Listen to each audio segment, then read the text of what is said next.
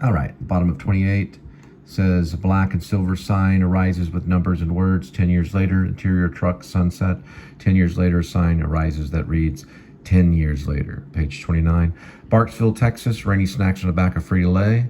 Grace drives. We're entering Barksville. The truck passes a green road sign with white letters. Barksville, Pop 1001. Barksville, population 1001. We've been driving for nearly 10 hours straight. You should be right up here, honey.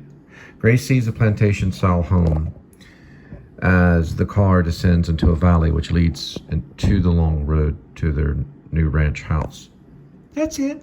Wow, honey, that's the most beautiful ranch I've ever seen. Grace, I knew you'd like it. The truck nears the house. He parks the truck and gets out. A sunburst rises above her shoulder. She walks over to him and hugs him. I'm so happy, honey. This is the best. Look at the gate. Grace, I knew you'd like it, honey. Cut to exterior. Long driveway to their new ranch home, Barksville, Texas. A U-Haul backs in, beeping. Beep, beep, beep. Back it up. Right here. Thank you. Grace opens the back of the U-Haul and begins unloading boxes. Honey, do you want a turkey sandwich? Sure, babe. A dark-complected U-Haul driver gets out and walks over to Grace. I have the bill here. Can you sign for me? I appreciate you hauling this over for me. No problem. I moved a family out this house a few years back. They had problems with their cattle. Cattle? They had cattle on this property. What happened to their cattle? Some kind of freaky animal attack. He ended up selling most of the herd. The attacks made local news. Attacks? What kind of attacks? Cut to drone shot of the field in the distance. A few vultures circle over a dead, mutilated cow. Cut to back to U-Haul. Grace walks to the back of the U-Haul truck. Can you help me with this one? It's heavy. The U-Haul driver walks to the back and pulls the handle. Sure thing. What kind of attacks? They begin moving a large mattress with a sleep expert advertisement tagged on the bedding. I don't know. They never figured it out. Some kind of beast. What kind of beast? Grace sets down the mattress and holds his back. He looks up at the circling vultures gliding in the sky above them. You okay? It's my back. Too much fighting. Fighting? You look familiar. UFC. I was a UFC fighter for pay-per-view. Jiu-jitsu. Ultimate Fighting Championship. I think I've seen you on TV. There's been many matches. The last big one was against St. Patty the Great. I think I saw that match. He beat the crap out of you. You nearly bled to death in the ring, didn't you? Yep. And yes, he did beat me in that match. Let's get this moved. U-Haul driver. Gotcha. Cut to howling awakes Grace. Interior living room, midnight, full moon. Howling. Arrgh! Grace awakes in the cold sweat on the couch. He hears the end of the howl. The 100-inch LED television screen is glowing as screensaver of the harvest moon. He is memorized by it for a moment. What in the hell? What in the hell? He walks to the patio door and opens it. The silvery full moon washes over him from the dark sky. He feels the wind blow on his face and the cold air. This soothes him. Something mystical is upon him. You can feel the winter coming. He turns and notices Rainey sitting and smoking a cigarette. She relaxes in a black robe on the patio chair. The moonlight sparkles in her eyes. She falls into a slight trance and breaks out of it, howling from a distance. What are you doing there? You startled me. I couldn't sleep. Did you hear her howling? Did you? Yes, I heard a howling coming from the field yonder. I didn't hear any howling. Go back to bed, sweetheart. You gotta work in the morning. Okay, dear. Why are you smoking? I thought you quit. I picked up a pack for my nerves the other day. It's just a cigarette.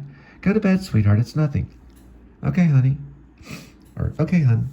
Grace returns to the couch. TV off. The giant television turns off. My goodness. It curls up on the couch and turns to look at Rainey's silhouette from the window. She continues smoking. The full moon casts silver rays over the patio. Grace's eyes grow heavy. Cut to running in a field. Exterior field, full moon that winter. The shadow of the creature runs in a snow-covered field.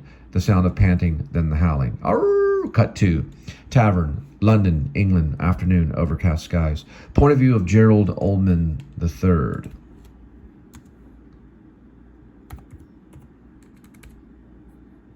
guess I forgot that, but I don't really. This is the first time mentioning. I'll go ahead and put that in there too. There we go.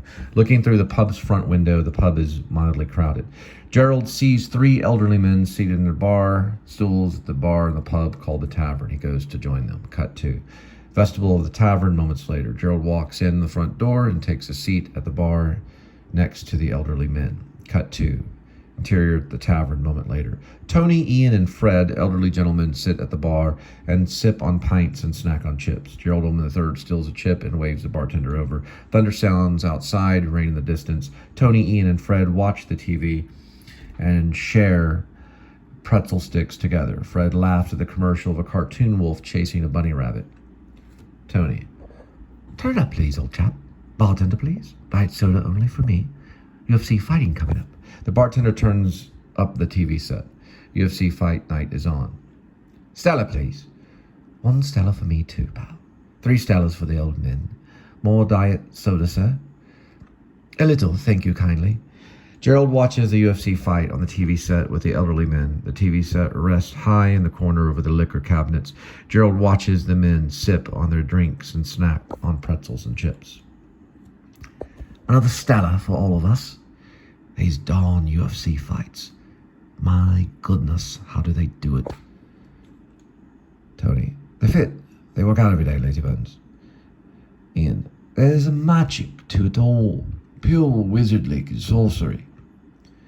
Gerald: they are not shy about their tattoos. Sitting from the bar stool, Gerald notices a UFC fighter's tattoo. Who's fighting? Some man named Grace Lippin. American, Apache heritage. The one there, a tattoo on his shoulder. Yes, Gerald notices a tattoo on Grace's shoulder. He recognizes its origin. Gerald squints his eyes and becomes flush. He sets his pint of Stella down on the bar. Excuse me, gentlemen. Gerald stands up on the bar. We see he is wearing sandals. He stands erect and pushes a bowl of pretzels to the side with his foot and walks along the bar near the TV set, resting in a high corner of the pub above the bottles of liquor and beer. He gets closer to the TV set. Careful, old man. At this point, Gerald is only inches away from the TV set screen. He studies the fighters and a close-up shot of the fighter's tattoo. I've seen that before.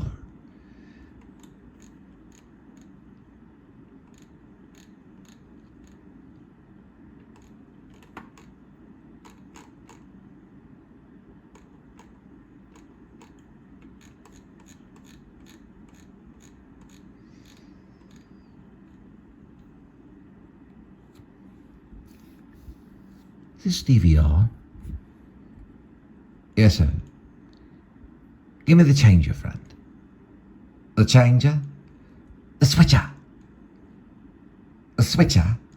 The blessed remote, dear boy. The remote. Give her here. The bartender hands him the remote control. Gerald rewinds the fight and pauses the TV screen to study Grace's tattoo.